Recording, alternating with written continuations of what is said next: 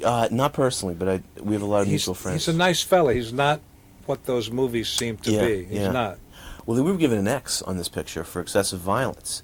And I had a screening for Hefner, right, the guy, the head of the board. And he makes a list of all this stuff. I said, oh, very interesting. Our black hero kills a black bad guy. That's okay. It's when our black hero kills a white bad guy that's bad. Gee, you know, I'm going to show this to Spike Lee and see what he thinks. And I swear to God, the next day he gave us an R. Let me ask you this: is it a film that makes fun of the genre, or is it a satire of the genre? It's an urban fistful of dollars, Jimbo. It's a spaghetti western, a lot of style, a lot of humor. I mean, a lot of humor. Tony Powers is playing a mafioso. It's gonna be fun. And Mike Rubenstein's in a movie that I've made and one that you've made shows he's out hustling. That's right. I saw him at the screening I went to. Oh my God! What a piece of work! Huh? And he kept, it was, Mario Tedesco.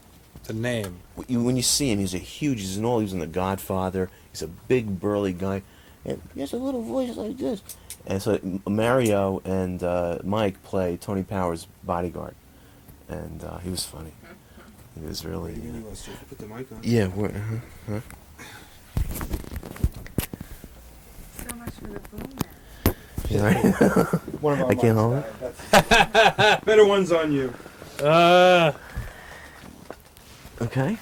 So we're gonna take it from the beginning and build up chronologically through the years. From the beginning of what? My Bob life? Downey, this is your life. It's going to take 5 hours. You know how old I am? Come on. Okay. Bob Downey, welcome to Biograph Days, Biograph Nights. Here to talk about your new picture, Too Much Sun, as well as your fascinating career in the motion picture industry. It's called a career, huh? This is your life, Bob Downey. You're from New York originally. Yeah. Where were you raised? In Greenwich Village. Down the village? And in Long Island and Greenwich Village, both. When you were a kid growing up, did you entertain any notions about going into movies or any kind of creative enterprise? I wanted to be a baseball player. And I was actually pretty good at it. And so when I was in the Army, I pitched against the Yankees when they came to Japan and did pretty well. And when I got out, I went into a Class C minor league in Valdosta, Georgia, and did pretty well. But you can't tell now. At that time, I'm 6'3". I would lose so much weight because I weighed 150. By the 7th inning, I weighed 140 or 142. So I never really. And then, of course, when I wasn't a ball player, I put on weight and I could have done fine. Who did you pitch against? What Yankee team was that? Billy Martin.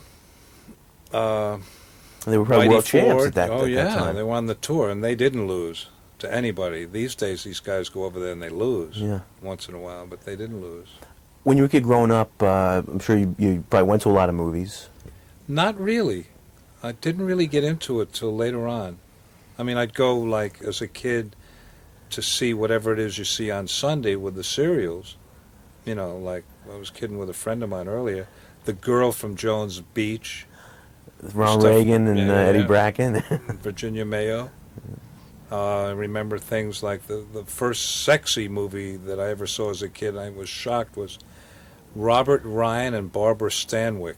Do you know the one I mean? Oh, Clash by Night? Is this in the house? Yes, and Marilyn is in it, and Paul Douglas. I think so, a triangle yes. thing. Yeah, that's right. Fritz Lang, yeah. And there's a scene where she just puts her hand up the back of his shirt, and it was like, I can't believe this is going on in a movie, And so I must have been 10. Did you have any kind of affinity, towards comedy at that time? I mean, Martin and Lewis or Abbott and Costello or anything? Yeah, I liked it, but I didn't love it. So how did, from the baseball, how did you, get into making films? Well, I started, I left out that when I was in the Army, I got thrown in the stockade, and we can go into why, but I was in the stockade, and I had a pencil and a pad, and I just started writing stuff down, and pretty soon I was just writing scenes and tried to write a novel, and finally did, and got out, and knew I had done that, and was happy with it. And then I just got into a writing, directing workshop in the village, and fooled around with acting a little bit, and read Jonas Mekas, who said anybody can make a movie.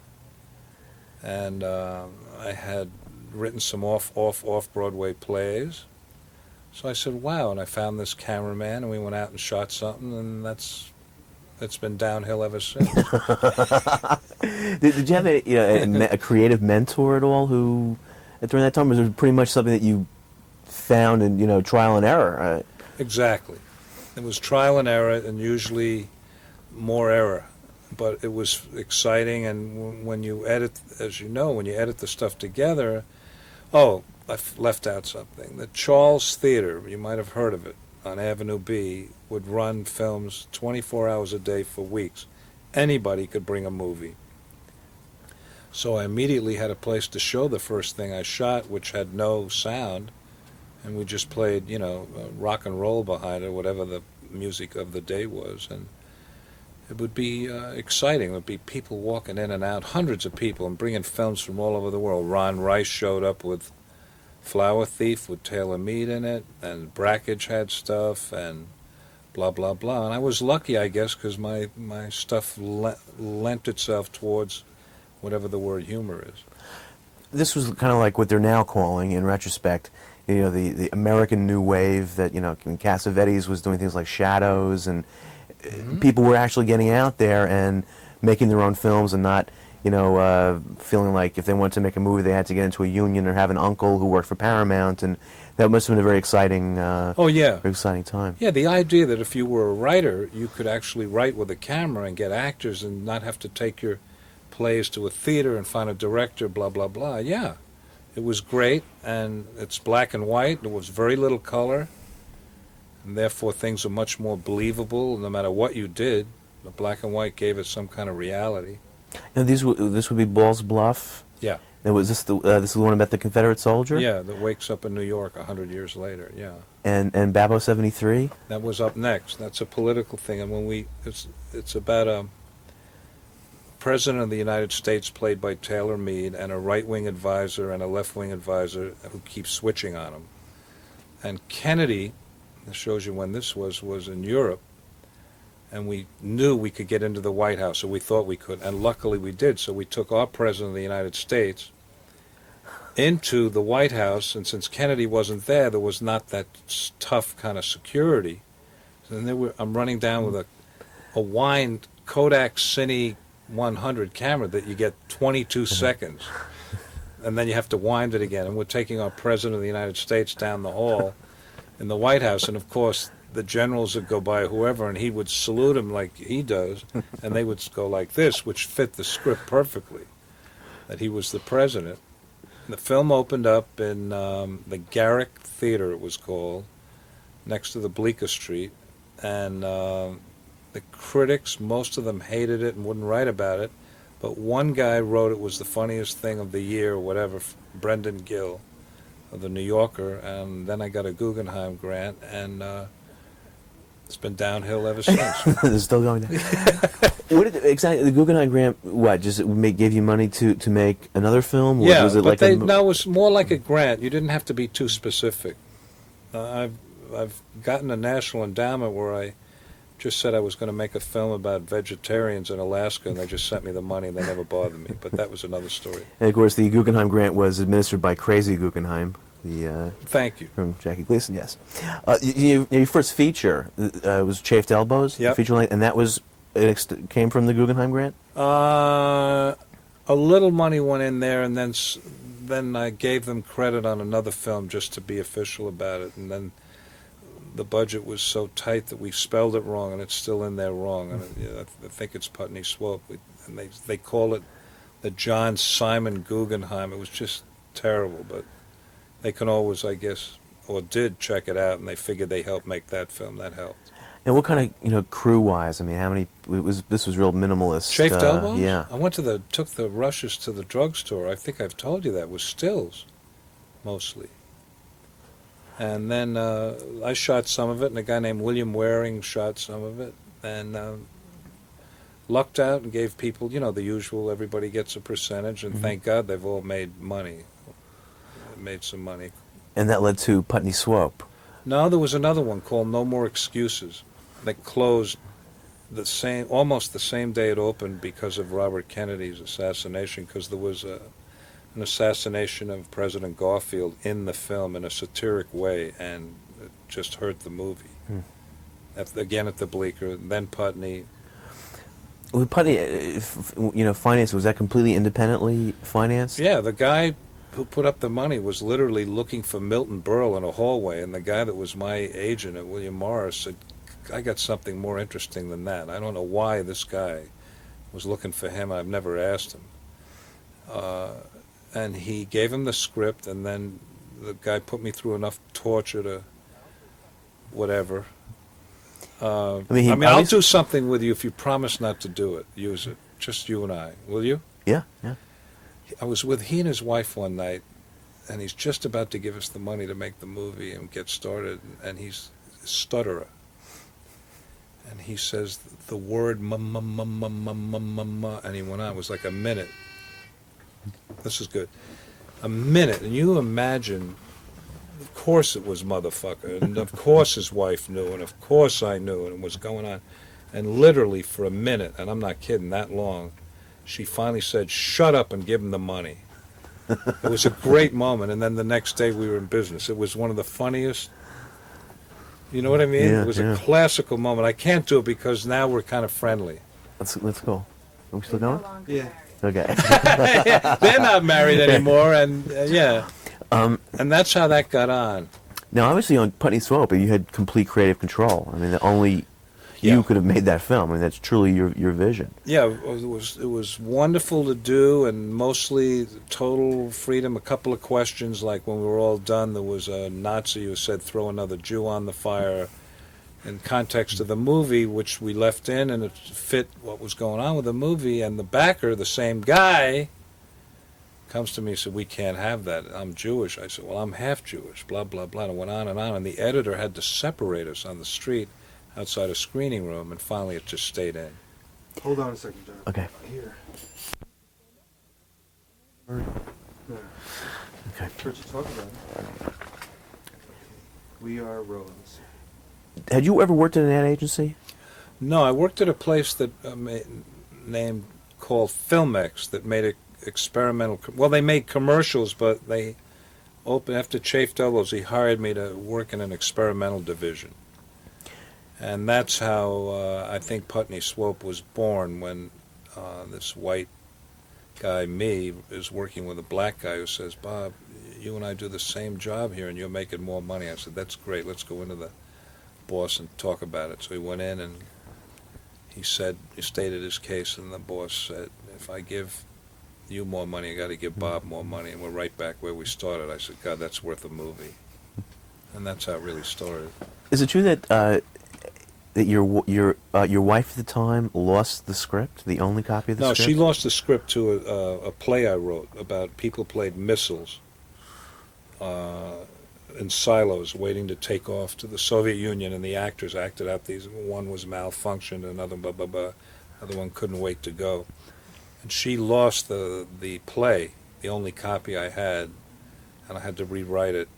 And it was actually better, but I was terrified that I couldn't remember what. Yeah. How long what was the shooting schedule on Putney? That's a great question. I think it was like 23, maybe 25 days. And you actually went up doing, when I watch the film now, I can hear your voice, and then. Well, I'm sorry to say the man never learned his lines. Somebody had to say them. And since he had a beard, then the cameraman pointed that out to me one day when I was frustrated. Gerald Cott said, you might not have any trouble dubbing him. Look at him. And I could see him over there. We were in Connecticut shooting a commercial. I don't even know why he was there. Had nothing to do with his part of the movie. And he was talking, and you could see that almost anything could come out of there except what I wanted to. And so I didn't bother him anymore about it, because every night was a hassle. Do you know him? Yeah. So anyway, that's how that happened. In when the picture was released, I mean, it really, kind of heralded again. I mean, it was this kind of American New Wave, as they call it now. It's kind of independent filmmaking, which was very exciting, and you must have been. It obviously did well at the box office, very well. Did well, and Easy Rider came out the same week, and they just followed each other the two of them would, keep opening all over the country, and it was great. And I had a great distributor who really loved the movie, and he brought in that ad one day with a guy, he opened the film 12 days after he took it. That's hard, because he owned the theaters. Mm-hmm. And This was Cinema 5? yeah. And the ad, blah, blah, up Madison Avenue, with this finger and this girl on the, in the hand, he brought in and he said, "What do you think?" I said, "Oh, it's better than the movie." And then he said, "I'm worried if you like it." So then he goes on the street asking anybody, "What do you think? What do you think? What do you think?" And people didn't know what he was showing them. Truth and Soul, Putney Swope, up Madison Avenue. And finally somebody liked it, and he said, "All right, we're doing it." And the guy had this idea for any movie in his closet, and he was so happy, and that was the ad, which was wild. Then Hollywood comes calling, I would imagine. Not after. really. Doesn't that happen? Not No? really. I mean, there were a couple of, but not really. It was just too dangerous for them, I guess. Or I don't know.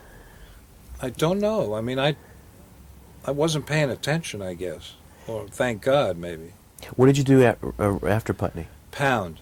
Pound came next? Yeah. And United Artists, when we turned that one in, thought it was going to be animated, so that was a tough one.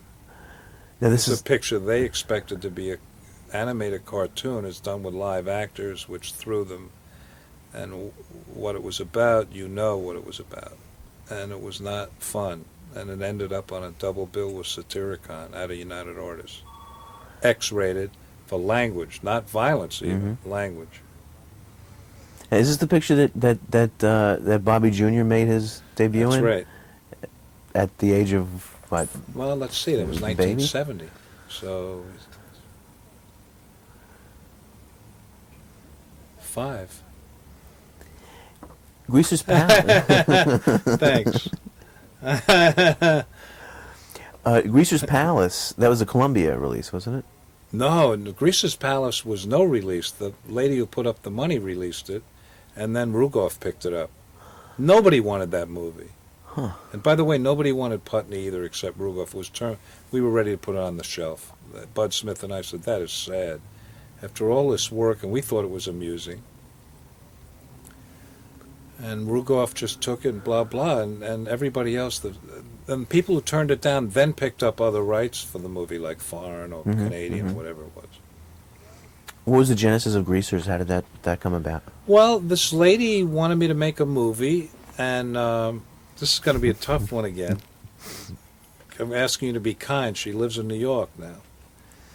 She said, "What do you want to do?" I said, the Trinity drops into a Western. The Father, the Son, the Holy Ghost pop into a Western to get it right. She said, "Fine, go write it." And I wrote it, and I came back, and she gave it to her husband who had a lot of money. And he read it, and he said to me, "Is this going to make any money?" I said, "I don't think so." And he said to his wife, "He's charming, give him the money." It was sweet. The moment was sweet. She might not appreciate this, and she's trying to get films on, so I ask you to use discretion. But that's how that happened, and we went out with Neely to New Mexico and made that movie. And Yeah, that picture has a great look to it. It looks, I mean, content aside, I mean, it looks like a studio picture. I yeah, mean, it well, looks we really- shot early, we shot late, we had 3 cameras on everything, including Mr. Murray was one of the cameramen. We found him on the street, and since he had one eye, we thought he'd make a good camera. And he wanted to be a production manager, and Neely, or whatever, and Neely said, "No, you've got to do something else." So he was the 3rd cameraman. So everything had to be shot with 3 cameras, hidden behind trees, because the light's so elusive. Mhm. And that's why it looks so good, because we really planned that one out. Were you living in New York during this period and cutting in New York? No, we cut that in California. Bud Smith's whole thing is, I'll do one in New York, then you got to come to L.A., and then I'll do another in New York. So Putney was L.A., Pound was New York, Greasers was L.A., and Sticks and Bones, the television thing, was New York. Now, so you and Bud Smith really go way back. Oh, yeah, that was his first feature. And mine, too. I mean, Chafed Doubles is a featurette. Mm-hmm. Yeah. What was the story on Jive? That was, which I've never seen. That was That's the most abstract and has never been distributed. And it was at Filmex, the festival in Los Angeles, and it's a very abstract movie. And we use, I think I've said this so many times. I'll try and make it fresh. There are 42 actors and 87 backers, and it's a $300,000 film. So figure that out. It was painful. We would shoot for 3 weeks, raise, but. The music's terrific because it's all stuff that was thrown out of other movies that Jack Nietzsche just handed to me, and I gave him a check. And then David Sanborn put his saxophone on top of that music to make it original yet again. And it's a black and white movie that's very abstract and fun and whatever, and it's out on tape now. There are 5 copies. Is it really? Who's Yeah. the distributor? Do you know? It's a friend of mine now in San Francisco. I think it's called Golden Bay Video or something. If you're ever interested, I'll Yeah, I'd get love it. to see that. Yeah, I like this one a lot. So then, you're basically, going from film, going from film to film, finance almost, by patrons and independently, and that's got to be very, very trying. I mean, did you make overtures to, mainstream film companies? Well, or? there were a couple of people who kind of said, we want you to come in, and there was a movie with Burt Reynolds and Raquel Welch about cops or medical something in New York. And they weren't happy, United Artists, with the director, and I was editing something else, and they called me, would you take this film over, Could it have been Bill Cosby and Burt Reynolds and Raquel Welch? Oh, no, Alan Garfield, Burt Reynolds, and Raquel Welch. Flare Up? Is that, no? No. Well, then also, Cold Turkey. Did you work on that? Well, I was the second unit guy on that. Mm-hmm. And that was kind of fun, and it was, he had asked me to direct that movie, but Norman Lear, and I said, you wrote it, why don't you direct it? He said, you really think I can? I said, yeah. He said, as long as you're my second unit. I said, fine. So I went out to Iowa Mm-hmm. and helped out for a while, and there was some funny stuff happened then, but it's not a bad movie. You almost did a picture, or talked about doing a picture with Anthony Quinn. Down in Mexico? I wrote one.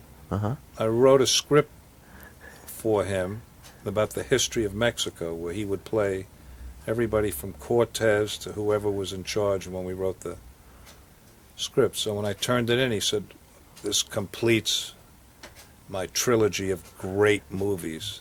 I said, oh, wow, what are the others? And he said, La Strada, Requiem for a Heavyweight, and Zorba the Greek. And I said, this makes 4. And he says, don't be a fucking wise guy. That was the moment of pure insanity for me. I mean, I tried to not laugh, So that was the project with him, and he took it down to Mexico, and they threw him out of the country and told him, because they put up the money. Said, we're not doing this one. How did Up the Academy come about? Got a script. What do you think? I said, it's okay if we make it 10-year-olds. Yeah, we might consider it. I went in, they said, let's talk about it, but let's get into pre-production. 10-year-olds might be a little radical. Got into production. We can't do 10-year-olds. You can only work them half a day. I said, all right, maybe 12, 13. No, got to go to 15. At least met Ralph there, though. Ralph Macchio. It was his first film, I think. Yeah. Huh? And that was, how involved was Mad Magazine with that? I don't know why. I think Warner Brothers owned Mad Magazine and just bought them, and they tried to... I never understood that. I said, what does Alfred E. Newman have to do with this academy? If you want to make him the commandant, and they said no. Then there was a rumor that I wanted to make a dog the head of this military academy, which wasn't even true. And then there was trouble from then on, and then it was committees about what's funny and what's not funny. Very painful, and a lot of it my doing, I've got to say. I mean, there was a studio. yeah, and I think that a lot of it was my problems too, about thinking that because I couldn't do it the way I wanted it, that I had to fight through everything, and it was probably unreasonable on my part also. But I guess they were trying to go for the National Lampoon's Animal House. yeah, Mad and it wasn't Magazine's Up that. the Academy. It could have been a sweet thing about real kids. And at the real place where we were shooting, a 10-year-old burned the mess hall down. And I said, see? And they said, that's unreal. Well, it wasn't unreal. Yeah. There was no mess hall. You know, so I felt justified but not vindicated. And Yeah, I yeah. just felt all making the movie that everybody was 6, 7 years too old. And that's why it wasn't working. Ron Liebman was okay. He was fun to work with. He tried. Sticks and Bones. That happened before Greaser's, right after Greaser's Palace. Yeah. And that was done for Joe Papp and CBS. Yeah. But that had kind of an ironic, what happened when it opened? When Well, it it played. threw it off the air. Then Joe Papp went on the CBS and said, CBS are a bunch of cowards. They won't even put their own product on the air. Well, what had happened was he made a deal to do Shakespeare on there plus another play. Well, they figured he was safe, but he had this Sticks and Bones. And then we took all the laughs out and took the Ozzie and Harriet stuff out of the play and really made it a horror show about a returning POW who his parents talking to killing himself, and they'd put him out in a body bag. And that's what happens And then, of course, the timing with the... with them and POWs coming home. Well, eventually they did put it on the air, and with no commercials, which was thrilling to see something on CBS or any network. Mhm. And it became, from what I hear, in the mail they got, the POWs were very grateful for this evening. So it worked out. Yeah, yeah. Is that available on video? From me, Yeah. you got to call me, Jeff. I think you can get it. I mean, that's something that should be seen. I mean, Had you seen it?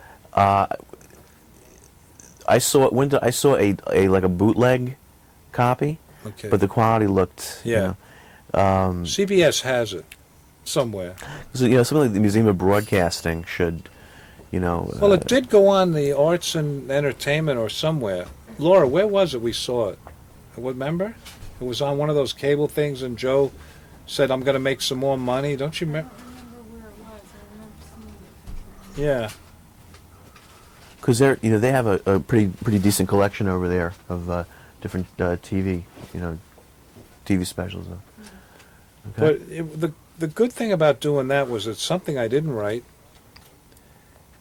It was fun with Joe Papp. He definitely was looking to do something different. He said, I watched this play for 6 months. Change it. Do whatever let's make it serious. It was a comedy.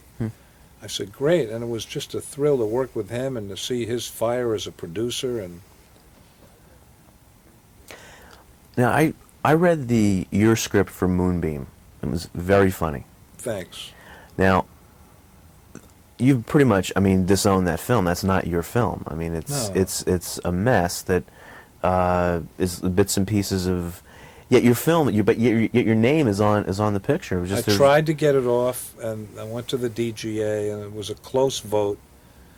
Because, it was admitted that whatever it turned out to be was not, because they got another filmmaker in to go shoot 5 more days or whatever. That's not the point. It didn't have the tone that was interesting. Because I went to see it, I said, maybe they made something better and I'll be happy. I didn't have to do the work. But they didn't, and I got angry, and it was a very bad period of my life anyway, but a good period because I met Susan and Too Much Sun and the co-writer of Too Much Sun. So Moonbeam is worth it for that. But no other reason can I look back on that thing. Well, meeting you's okay, that's good. But the rest of it, not a good time. And then you actually acted after that in To Live and Die in L.A.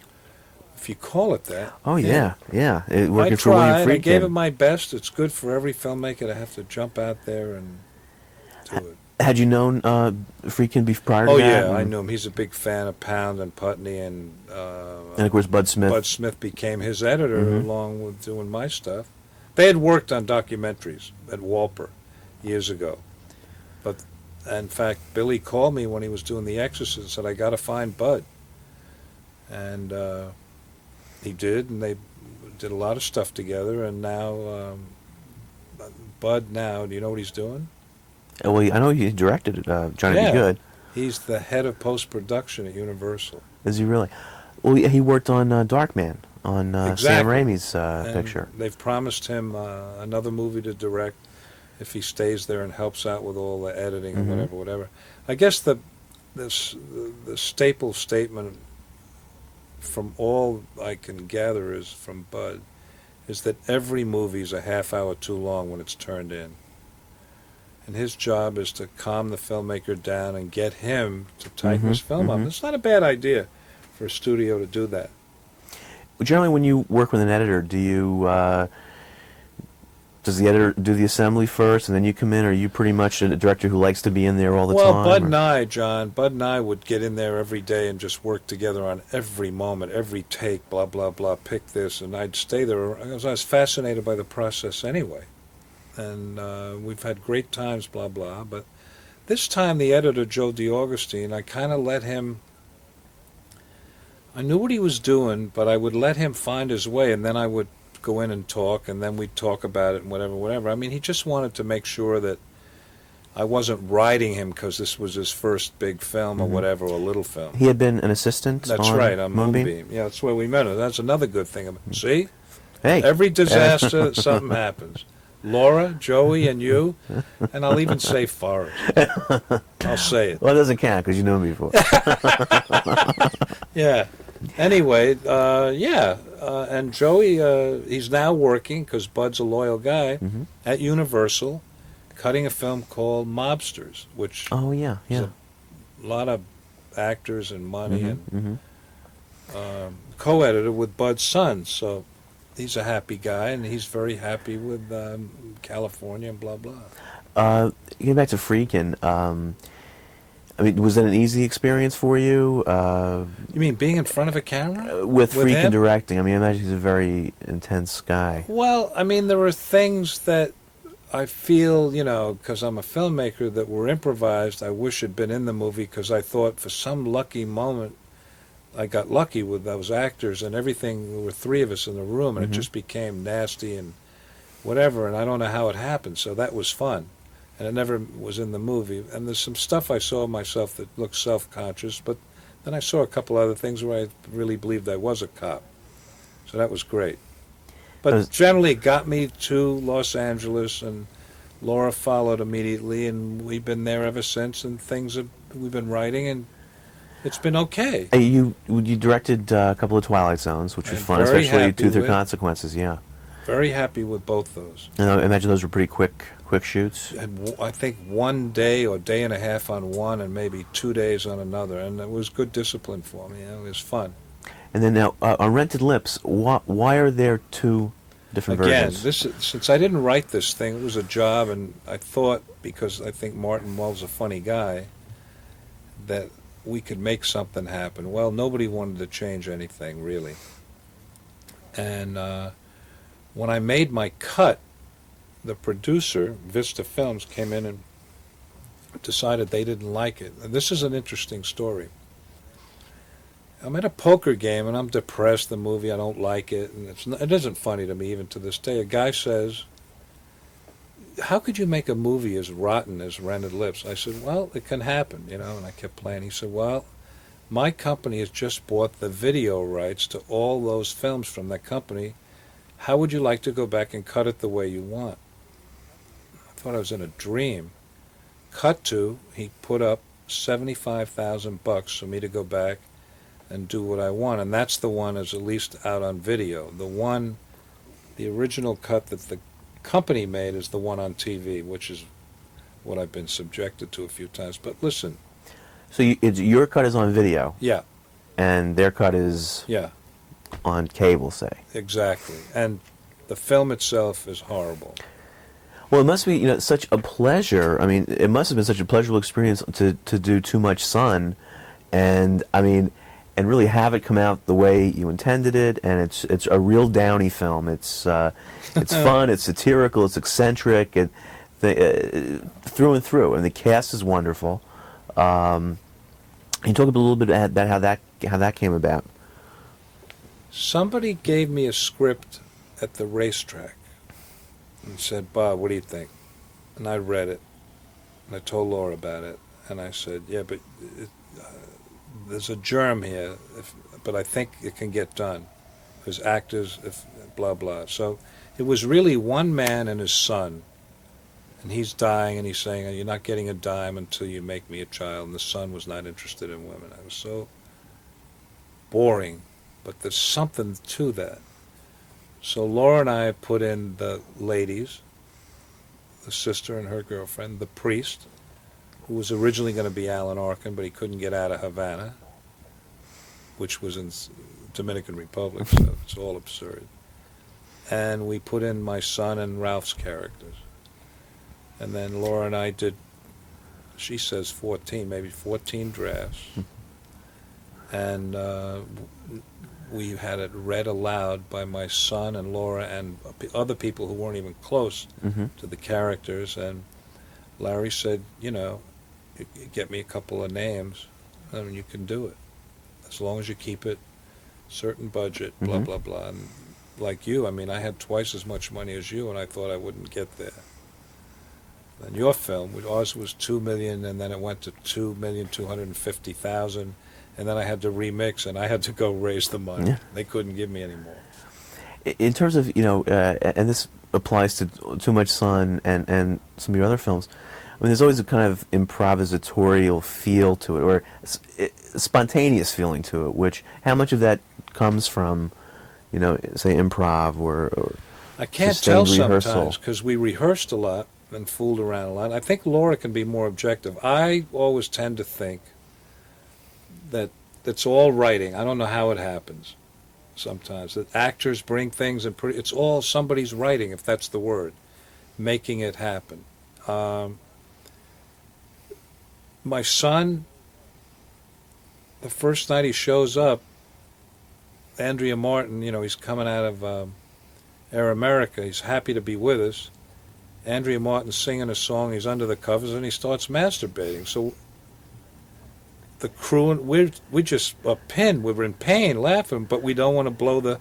So it was like we could have really keeled over ourselves. It was, looking and this, and then it was all over. He doesn't even crack a smile, you know. I said, well, that's funny to me. He said, good.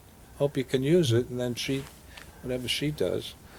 And, of course, that was something that I kind of felt he might do because it was open to that. But when he started really doing it, when we did it again, she then decided that she's making up the song, too, that she was going to put her foot down, as to, so to speak. And so it turned into a nice scene, funny. So that was the most improvised. That was his first night, and that's how we started with him. And it was uphill from then on. He's fun to have around. And John, the movie wouldn't have gotten on without him. Oh, that's reality. Yeah, I mean, he's become a big movie star. Yeah? But he still takes direction. Well, he loves fooling around. Yeah, he does. He does. I think, and he wants to make films, and he writes. So, yeah. Laura's got a better thing on the way he works than me, and, you know, I can't be objective. Let me ask you, you once told me the 7 rules, Slavko Vorkapik's 7 rules of directing. Yeah. Would you be so kind as to Well, let's say that them? let's say who he is first. He was the guy who came, Hollywood brought from Soviet Union in 20s or 30s, you might know more about that than I do, when it was, to bridge some of these static movies with montages to, you know, when the fighters are fighting and they do the towns, and when the calendar's going and the clock's going and blah, blah. So he became the guy. Every movie that needed a montage, they called Slavko. So cut to the place that made experimental commercials, Filmex. He was there to help directors be better at what they did. But directors who make commercials, at least the ones I knew, had such egos, they didn't want to know about how they could be better. They were happy photographing whatever they were photographing. So I would go to the lectures with a guy named Bob Sukas and just be enamored of everything this guy was talking about. And his basic rules, 7 rules of directing, which I deduced from this broken English that he spoke. He didn't have his rules, but he had them. They were there, and they were the following. If you're going to photograph a scene, don't have anybody enter left and right. That's theater. Have them come to you or from in back of you. If you're going to pan, say, from you to Laura, have something in the background moving, whether it's a bird or another person, to move over there so the camera just doesn't move. Cast against type. If it's supposed to be one type of person, it should be another person that's totally different to play against that. One zoom per movie. It's a lazy man's dolly shot. Don't let people sit down and eat and talk, because they usually don't get up, and if one of them does, he's not coming back. It's boring. Get people to move. Shoot early, shoot late, if you can when you're outdoors. And the final rule is break every other rule. That's great. What? Don't repeat a shot. Oh, don't repeat a shot, which, exactly, I'm sorry, that's good. Is it when, it's the whole essence, sorry. Basically, it's if we're sitting and we have to sit and talk, at least, when it cuts from you to me, now it goes back to you, a slightly different thing, a new composition, a new angle. So at least it's not ping pong, because he claimed that an image that was not exciting is dead in less than 7 seconds, and maybe quicker. So don't repeat a shot is almost enough of a reason to get through, and anybody can direct if you try and blah, blah. But the one thing you leave out is you've got to have some kind of a screenplay. And the screenplay for Too Much Sun is not the greatest, but we did everything we could do with it before we shot, and it was fun to make the movie, so I'm happy about it. But it's not something that I'm going to want to see over and over. You know, I like it. It's funny, and people seem to laugh at it. Well, the music element to the film too is fun. To this one? Yeah. Oh, I'm glad you like it. Yeah. Great. And He's then you never have- done it before. That's the actor Tim Robbins' brother. Really, first score? Yeah, first Really nice score film. on this a film this long. Yeah, he's done a very short, and he's done stuff for this brother's theater group.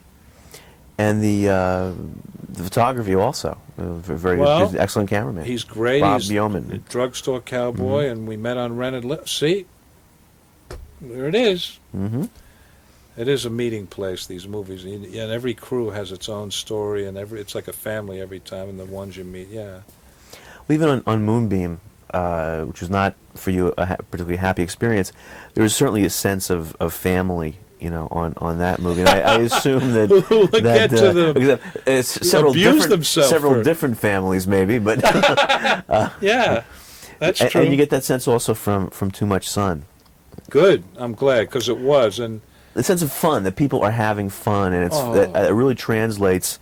It translates to the screening that I saw. I felt that that people picked up on that. that's great, John. I'm glad, because we've been a little, after coming from Boston, where the people who we spoke to and the publicity were so positive, and even if they weren't, by the time they finished talking about the film with us, they felt better about it. And then to come to New York, where I know it's jaded and tough, and what we're going to go through here, it's fun to know that you could feel that. It's important. Yeah. Well, Bob, congratulations on the picture, and Thanks. Everyone go out and see it. Thank you. Got it. Okay. Jonas Meek names from the past. I need just 5 minutes with Laura. Okay. You get the other side. Thanks for reminding me about the man. Well, John, someday I'll do the same for you. I always want to Talk get. about you and Steve James. I want to get Forrest into the hot seat. Don't bring me around. There's a great essay on biographers in the New York Times last Sunday in the book review. Oh yeah, Should yeah, check it yeah, out. yeah. Because they talk about the main criteria for a great biographer should be a passion for his subject and a reason that he knows why he's there investigating this. And Well, I'll tell you, that's Thank you. why. I mean, we'll only do interviews with people that we respect and like, and that's, I think that a lot of the particularly the TV and cable interviewers who do everybody, by the time someone comes along that really We just saw a couple of those before you. You should have seen this group. There were two of them, and it took them 20 minutes just to plug in to back up. and to pack up. So that's 40 right there. and Laura, in Too Much Sun, you Yes? Yeah, wow. In Too Much Sun, you co-authored the screenplay with Bob Downey and Al Schwartz, and also co-star. Did you find any kind of problems crossing over in those two areas? No. You knew your lines. No, not that either. But it wasn't like it was just something that I was writing. It was my own imagination, and I was, caught between self and character. It wasn't. It was much freer because I was working with Downey, and we were just sitting in a room throwing lines back and forth, and so that didn't bother me. No.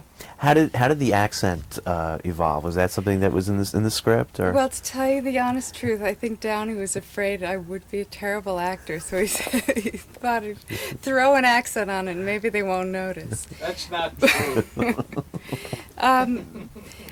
Just as a way to find something funny to do with the part, really, And we decided the night before that I should do it, and It must working with a lot of your scenes with Andrea Martin.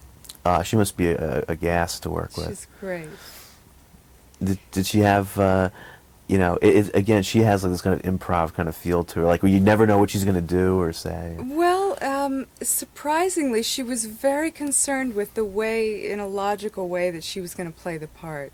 And, very sort of method, what is this person's past? And she played around with all of that, trying to find the style of the character. And then by the time we got to actually do it, it was like, do you think this is the same character I did yesterday, But it was that kind of film, too. I mean, everybody was sort of shifting into different things, and because everybody comes from such a different kind of comedy, the big question was, are these styles going to mesh? Is everybody going to be in the same movie? And in fact, I think that's one of the things that makes it so fun, because everybody's just a little... Yeah, we think that. You have Eric Idle from Monty Python background, and Andrea Martin, SCTV. That's an interesting mix of people. In working with in observing and working with Bob Downey Sr. directing Bob Downey Jr., could you comment on that? I mean, how they is there a lot of tension, a lot of flaring temperament and raging? Well, as you might guess by seeing it, no, there's not that kind of thing. They don't really have to say much to one another, and I can see the way Junior's work, the way he works, that he's learned a lot from his father. Their styles are similar. Junior's open to trying anything and doing anything, and Downey Sr. won't preclude him from anything. So Junior's very interesting to watch. He looks like he's kind of not paying attention, and he's just bouncing around, but he actually finds physical things that become his character, and really interesting stuff with his body that he comes up with to do, and absolutely doesn't edit himself ever, and that's remarkable to watch. And that also comes across. Yeah. Something interesting in the film, which is kind of sign of the times, is that amidst all the insanity and the farcical situations, there's a scene where everyone is exchanging their AIDS-free cards, which, again, sign of the times, but at least it shows a responsibility. Yeah. And even in the sex scene with Eric Idle and Gracia, again, a responsibility, so that you're not just making just a comedy. There's some sense of of a responsibility to the audience, especially the kids who would see it. So I think that's great, and we applaud that. And again, congratulations, and thanks for coming on the show. Thanks, John. John, you've got to get her to tell you, not on the film, but just tell him what Andrea Martin said to you. Downey got all these things out of me because we were always all laughing together. She had recently broken up with her husband, with whom she was still madly in love, and she was checking out all the men around, and finally, sighted upon one. She just said, "God, I'd just love to hold his balls for 2 hours." No, an hour. For now. I told Downey, and everybody I told the whole crew, but I wouldn't tell the guy who she said it about because he would have been totally embarrassed. But and then she said, "How dare you tell everybody?" And then she started laughing. So what? That's how wild she is. She went to my alma mater, or I went to her Emerson? alma mater. Yeah. Yeah. Oh wow, So did Norman Lear, actually. that's right. Listen, why is that town so great for films? The colleges. It is, and you know why too is because there's a lot of small schools like Emerson, where your first day of school, when you're a sophomore, a freshman, you can walk in and get a camera and make a film. Oh, anybody? Any student, right? As opposed to like USC or NYU or Columbia, where you really have to go through the politics of the film department, and like maybe by the time you're a senior, you get to do a film, or you get to be a boom That's operator right. on a film. But But what about this? When did we come to you? Never. no. I hate those, by the way. Yeah. So what do you do I'll to find tighten up? clips of all your Dissolve? movies. It, Do you dissolve ever? Never. I cut everything here. Go right to the clip. Just get to the point. Really? yeah. So it's when like you a talking. walk out of here, it's on him, huh? No, I just introduce the show sometimes, or I'll do half-hour specials. Just you never know who John is. You never meet him. Yeah, it's more like because that I way the hate those interviewer with isn't the nodding of the obtrusive. head and asking You know what I the mean? questions. Looks Which like they Rob, obviously just shoot gets later. the clip. We tried to when we first started doing this, and we did this. I mean, you must be like one of our, like it must be like 100 people that we've had over the years. It's like we tried doing that at first, where we do the interview and then cut to me going, "Oh, really? You can tell. I see." And I was in the You really editing room. can. This sucks. No, it just I can't take it. and Did- also did you ever try doing it with you and somebody else on a camera together with two cameras or anything? no, we never to had me, two the cameras. person, we just came to the idea that who's ever we're interviewing, that's the star. And people always want to know who he is because he's. Oh, maybe it's sounds better good. because since you're a filmmaker, you don't want to be. We're going to seen- get a mirror for him to interview himself. It just, I it keeps- could put the mirror there. I'll just tell you ask me a what. question. When you are ready for your interview, if I'm in town, I'll go through your whole thing, including this day, and I'll interview you if you want. Don't you hate these interviews where like the interviewer is like trying to, this is my show and you're lucky to be here. It's like that reminds me of a story that happened to me when I hate that. I mean, Listen, my scariest one was the one I was most excited about was I did the Carson show twice, once with Paul Reiner and once with Carson. And Carson, let me do this for you. He looks right through you. He never sees you. And you see the show and you would think he's There's this looking right. timing, he's brilliant. It's scary to me. He's like this. He won't look at you. yeah, Huh. too much sun. Maybe. Yeah, I'll tell you. Thanks. Thank you. I love I'm this sure story it's about going to do well. montages because Seymour Stern in one of his lectures talks about how there was just a department at MGM for montages, the montage department. That was him. Yeah, that's where I first heard the name. That's him. Isn't that wild? Seymour, when he was in his 20s, was hired by Universal to come there and teach directors camera movement.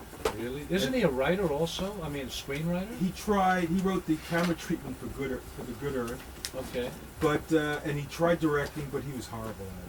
He's Where is dead he? now. He's Where dead. is he now? In a graveyard right near here? Or Great story is Sidney Pollack said, I just finished working with him. He says, I'm doing electrical course. We want to come up, write my biography, the whole bit. Seymour dies. I hock everything I have. I turn Sidney down. I'm going to go through through Stern's papers. I found out a year later he was dead. The house is a mess, shit house, papers all over the floor. I was picking up letters from important directors from the floor. I have spent the whole day going through everything. There's an electrical storm starting outside. I'm in the closet and I find this container. So I'm shaking it. What the fuck is this? And I'm trying to open it. I can't open him? it. It's him. Holy That shit. night there's the Man. biggest thunderstorm of the century. I jumped out of bed like Seymour's up there going, I'm trying, Seymour.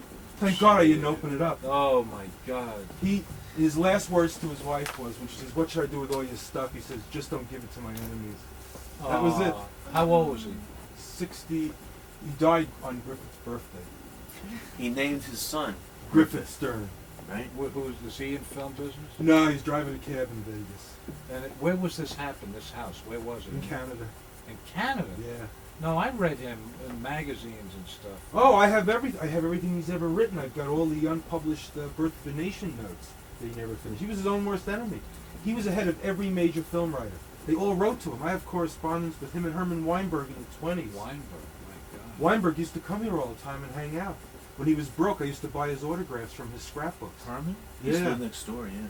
I got directors' autographs that will Well, blow what's he? you away. He's dead too. He's Yeah, dead. yeah. But what, didn't he? He never made any money from every book that he owned. Well, he wound up selling the rights for just to make money. He used to subtitle a lot of the foreign That's pictures. right. Yeah. That's right. He'd bring me over to his house. He says, I finally went into storage, took out 35 years of my stuff. This size pictures of Marlene Dietrich and Greta Garbo we had autographed back in the 20s. I would go through the scrapbooks and I'd give him $100 for Eric von Stroheim autograph, for Jesse Lasky, for the list runs on of directors. What a Sternberg autographs. And he had 35 years of correspondence. And he You pressed would him have to Sturgis sell it off. Oh, as you want- he, Want to really? I have Preston Sturgis. I'll show you something.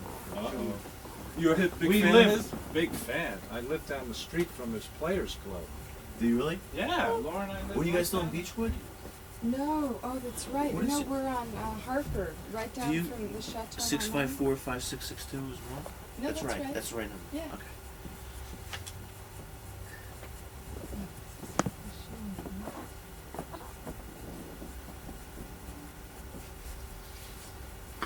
Really outrageous.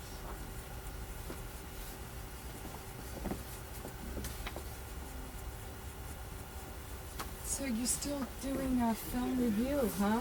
Um, I got a lot of stuff shipped from New York Film recently. That Well, we've that's had, what I've been trying to you know, do. Storage. I stuff publish my we've own had in newsletter storage now, my own from writing, lots of produce my own old, show. You I'll got to be do all it for right. yourself Yeah. anyway, Yeah. don't you? Yeah. And almost Just, any I field. just had Distributors, an when interview distributors come to me, running go, this month trust me, with, give me your Winston Miller masters. from You don't- I go, yeah. film director. Original I said, Darling Chronicles. now my big one is Coming to Yeah. America, Yeah. $400 million, Yeah, like didn't break 80s, even. Beverly Hills. Ah, and, I pay royalties out the, there.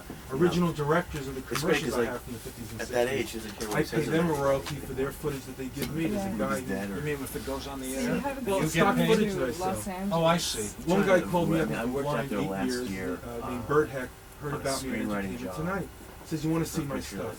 Did you just send it over? was Truck me. pulls up with 4,000 commercials. He did Oh my Bosco God. And commercials, what was it, RCA Street Hunter, commercials. So have you been able to use some We, of it? yeah, and we've corresponded now for and, 2 years. I'm uh, trying to raise money on this stuff now and do a It has documentary to not On have those been- commercials? on those commercials. Great. Be out. Then there's another producer. Yeah. I want to go to, That's I what I'm find the saying, original you know, stars and offer I them know that's royalties. something I'll have to. I want to go to I think nostalgia that, heaven.